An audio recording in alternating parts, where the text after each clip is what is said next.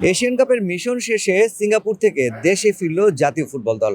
এই মিশনে যে ব্যর্থতা বা সাফল্য সবকিছুই বিচার করা হবে এখন পুঙ্খানুপুঙ্খ রূপে, এবং সেই জায়গায় টিম ম্যানেজমেন্ট যাচাই করবেন মূল কারণগুলো কি কি রয়েছে এই দলের দুর্বলতার।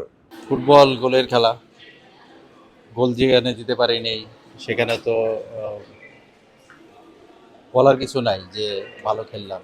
শেষে আমাদেরকে জিতা শিখতে হবে। আমার যেটা অপিনিয়ন আছে, প্লাস এখানে আমার এক্সিকিউটিভ কমিটির মেম্বাররা আসছিলেন, ভাইস প্রেসিডেন্টরা আসছিলেন, তারাও পর্যবেক্ষণ করেছেন, প্লাস সব কিছু মিলিয়েই একটা চুলচেরা বিশ্লেষণ হবে।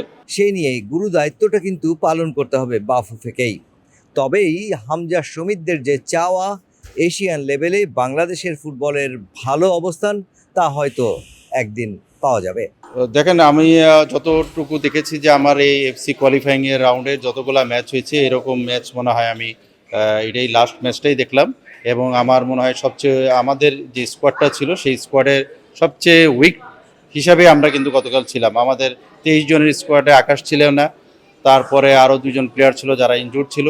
সেখানে আমাদের যেভাবে আমাদের টিমগুলোকে নিয়ে খেলা হয়েছে, তারা কিন্তু দুর্দান্ত পারফরমেন্স করেছে।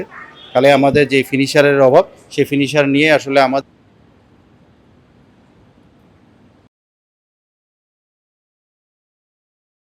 কাজ করতে হবে, না হলে আমাদের এই দিন শেষে ওই আক্ষেপের সাথেই থাকতে হবে। Mushfiqur Rahman, star news, Singapore.